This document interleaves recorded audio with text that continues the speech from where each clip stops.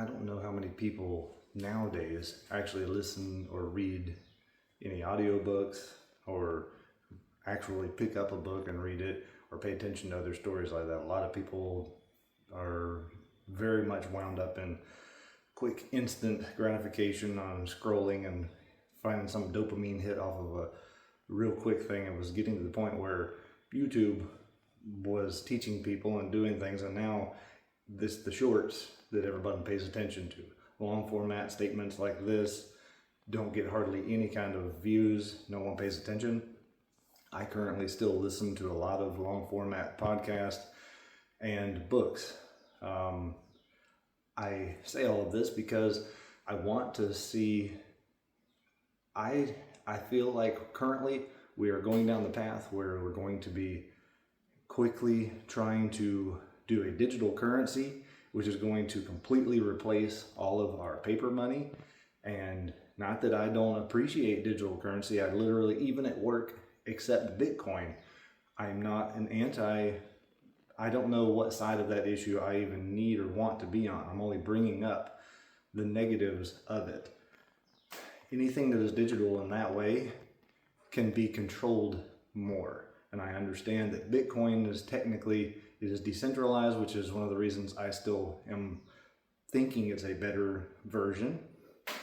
But I don't know, I'll get back to my original statement. I don't know how many people ever have read audiobook or paper-wise Animal Farm or George Orwell's 1984 or Ayn Rand's Atlas Shrugged, or currently I'm listening to The Handmaid's Tale. All of these books are fantastic. I haven't finished that one yet, but I finished all the other ones, including, like I said, that Ayn Rand, which was like 75 hours or something of listening. They all have a very centralized, basic notion of it's a power struggle in life completely. And if you are naive enough to believe that other humans, for whatever reason, we're in a more civilized society, yes, than it being knights in shining armor running around and just defending this and having a king. But humans always want to have power and control over other humans, over everything. It's a power struggle, it's not wrong. Everything wants to have power. I go back and say that even eating is domination over something. You either have to kill a plant, which is a living structure, to rob it of its nutrients to make yourself better, or an animal, and you're taking nutrients from something else to come to you because you think your combination is the best winning combination. And that's the way it goes all the way down to governments and societies. And that's why it's good to break up things like monopolies.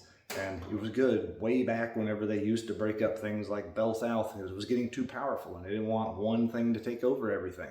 It's not fair to Bell South that currently Google and Amazon and these giant corporations are being able to completely dominate and take over, because that huge corporation was doing it years ago and they got shut down and broken up and had to diversify into a lot of little companies because it was too much power for somebody to have. And now they're letting them do it completely. And now we're trying to do away with paper money. We no longer now officially have pennies. I don't know how many of you are thinking about that. Several people are making their little remarks, but I don't think people are taking it seriously enough. Listen to this conspiracy. And it's not even a conspiracy. It's just a fact. State and federal taxes on things. I own a store, and when I charge you $10 for something, there's a 7% state and federal tax combined together. So there's a county tax and a state tax. So if you pay $10 for something at my store, it costs $10.70 because there's like a 1 point something percent tax that my county collects and whatever. And I say all this so that you can get a number into your head.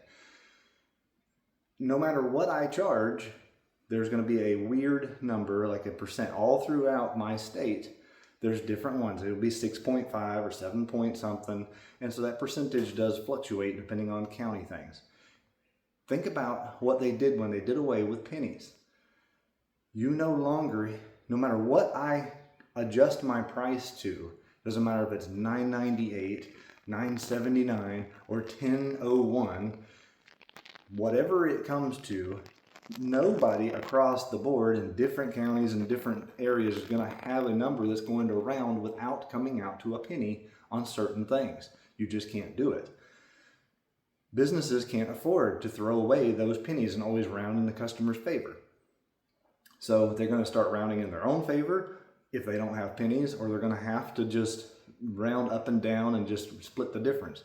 Quickly, governments and other things are going to say, well, if you would, we have two options. We can change all of the tax fees to 10%, because on 10% increments, or 5%, 5 or 10%, we can still use a nickel or a dime. That would make it to where if I stopped charging $9.98, if I always stuck with $9.95 or $10, and then you always added a 5% or a 10% tax to it, that would be fine. Do you think these federal and state governments are going to round their taxes down because they've learned to work with less money? That's not possible. So at my current 7%, they're going to bounce that to 10%. They're not going to go down to 5. If that bounces to 10, people are going to gripe because that's too much too fast, and you would just, would have an uproar. So then they're going to have their solution. Okay, the only way we can give you your exact change back is if it's digital. Just like at the gas pumps where it's digital and you pay $2.99.99, that's a percentage of a penny that you're paying. It rounds up every time, and people just don't pay attention to that, and it's stuck with the gas station stuff, but it is not stuck with everything else.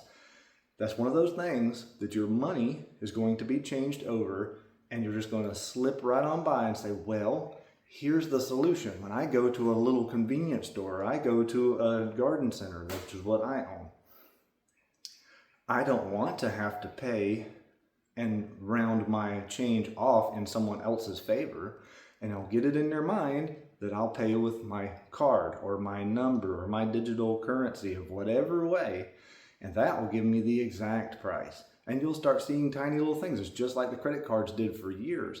They took over by, originally, a credit card was just that. You were offering to buy something because you were using your credit. You were saying, I established credit with this company and I'll pay them, and if I can't pay it off, I'll pay them extra money because I want it now. And then they were smart enough, Visa and MasterCard, all of them were very smart in the fact that they would say, well, I'm making 1 and 2 and 3% off of every transaction across the board for everything. You don't see it because you spend $6 over here and it's just pennies. But in the millions, they get to take a percentage off of everything. So they said, well, if I offer a little bit of that back to the consumer, that consumer will get a 0.5% return. And they see the fact that now the more money I put on that card, if I spend $10,000, I'll get 0.5% of that back. Well, I'll get $500 worth of rewards of stuff I was going to buy anyway. And it's true. They do give you that back.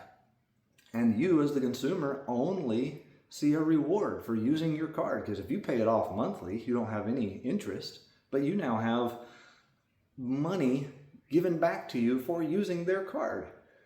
It seems like a great system, except the only way they make money is by taking it from the original vendor.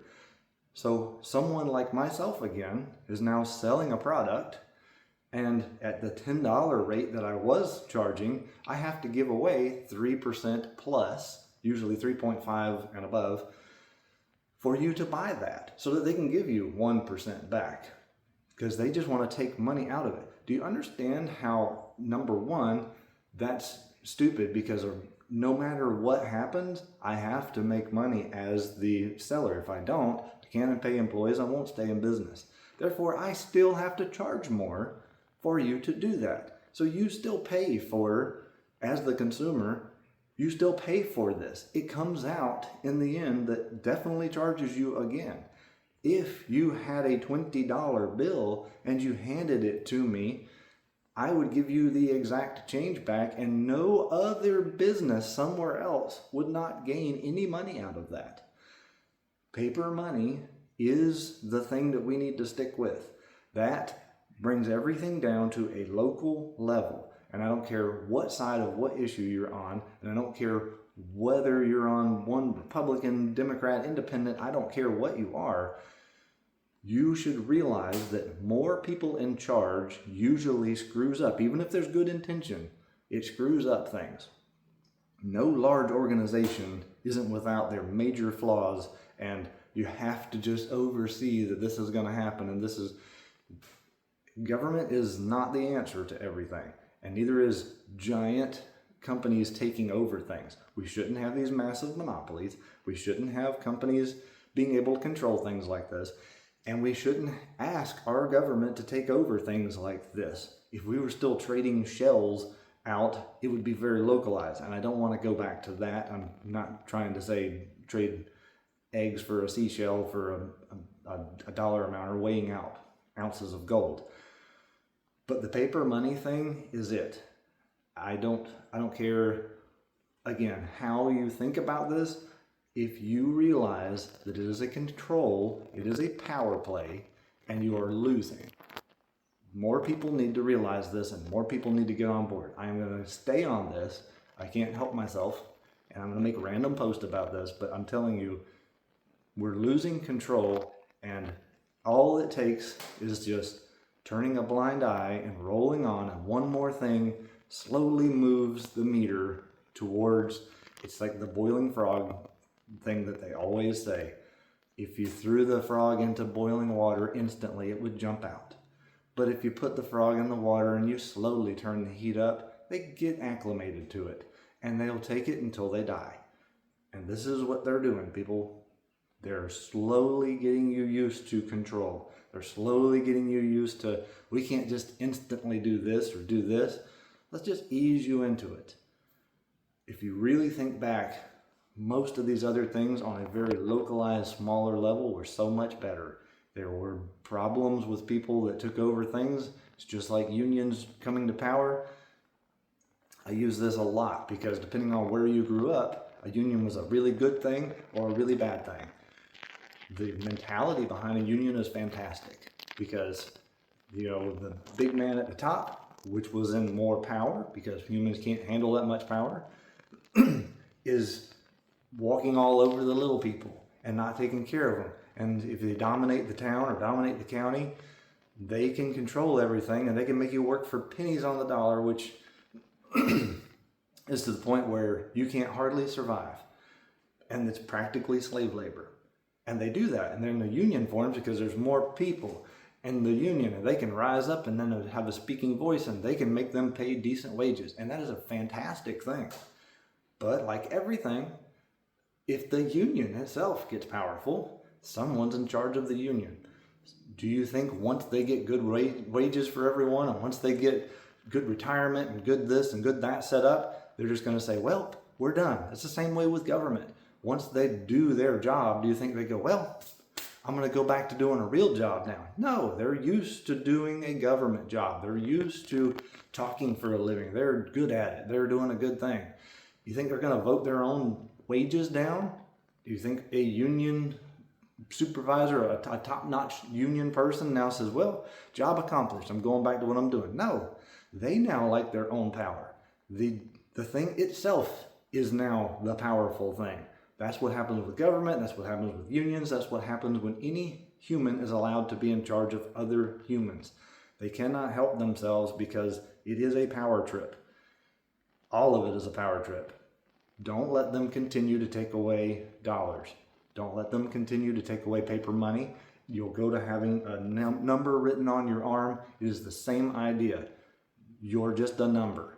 You cannot give other people that much power over yourself. Pay attention.